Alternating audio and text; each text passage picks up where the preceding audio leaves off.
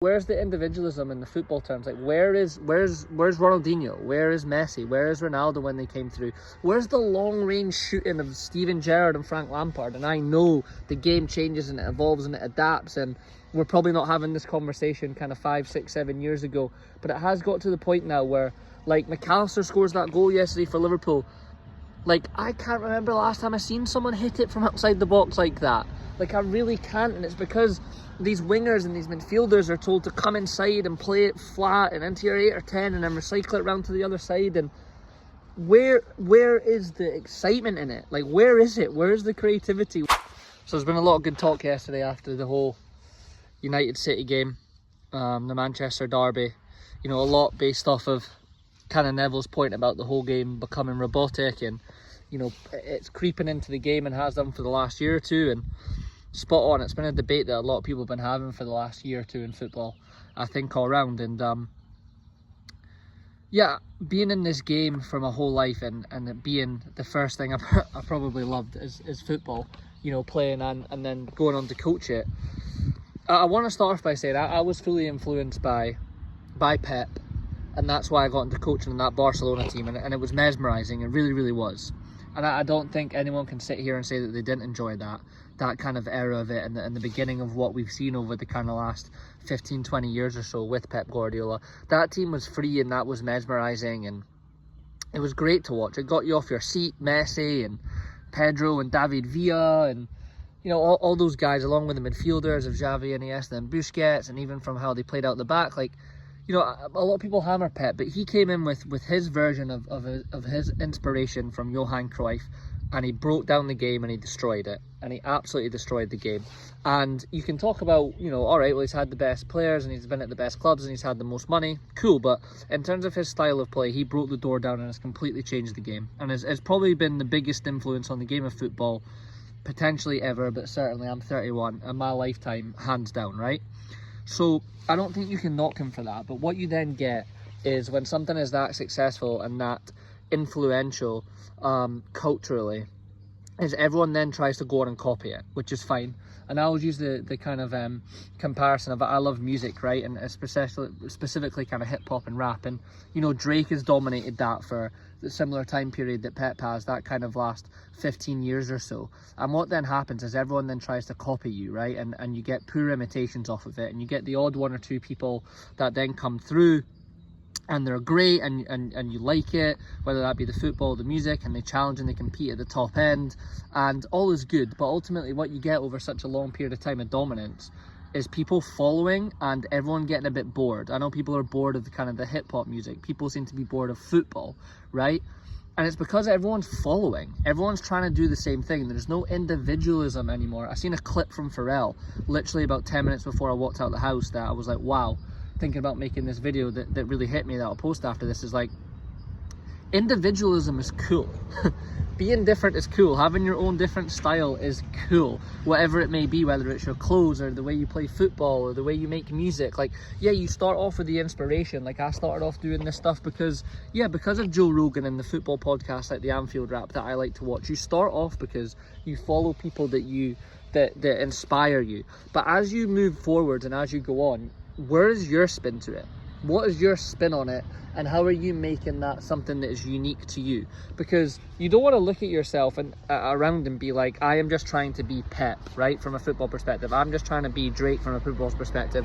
It might work for you and it might be lucrative and you might have a good career, and fair play to you. But as the overall culture, it doesn't help the game. Like, where's the individualism in the football terms? Like, where's Ronaldinho? Where is Messi? Where is Ronaldo when they came through? Where's the long-range shooting of Steven Gerrard and Frank Lampard? And I know the game changes and it evolves and it adapts, and we're probably not having this conversation kind of 5, 6, 7 years ago, but it has got to the point now where, like, McAllister scores that goal yesterday for Liverpool.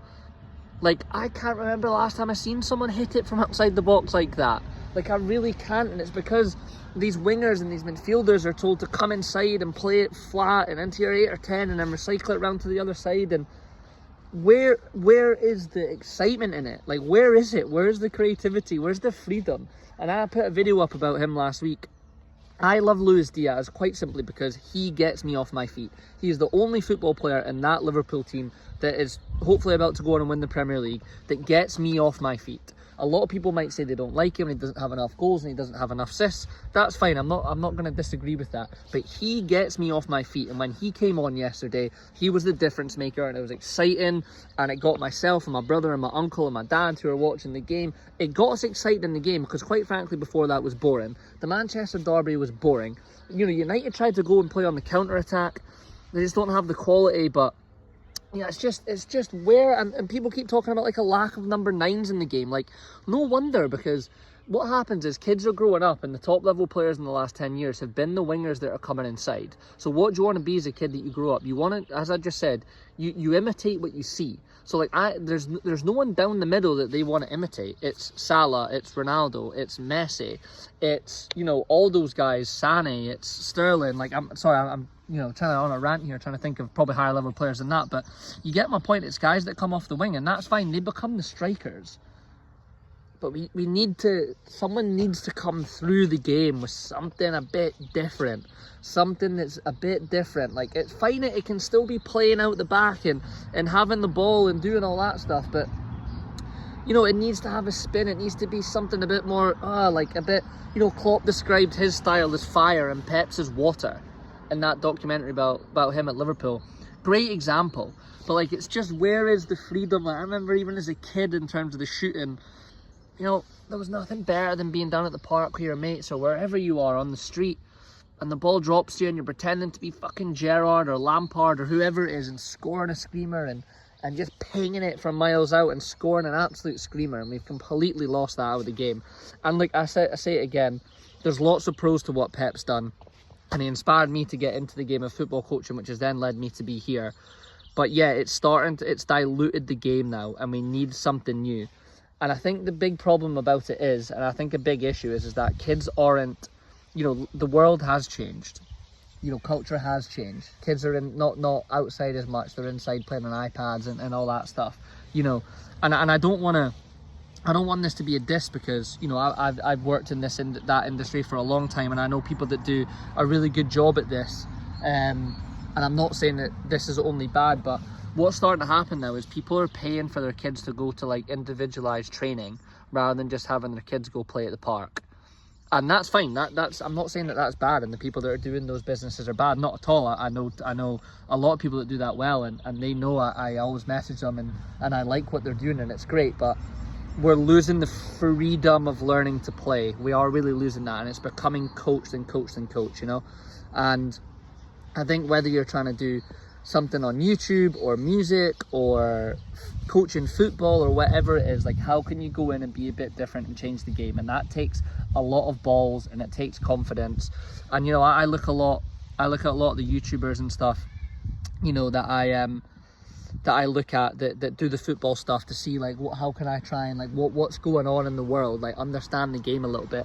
And a lot of the videos are like, here's how Hoyland struggles as a 9, and it's because he's moving over here and he's moving over here, and I'm like, I can cut that shit off after 20 seconds. I'm bored. And this is the problem, is like we become so focused on that as a culture in terms of football, but just as everyone, we try and imitate and we try and follow. And I'm not saying that I have mine or I'm perfect, but like this video is just off the cuff. Like, I felt like I wanted to put it out, and you know, it's going to be a 9-10 minute rant.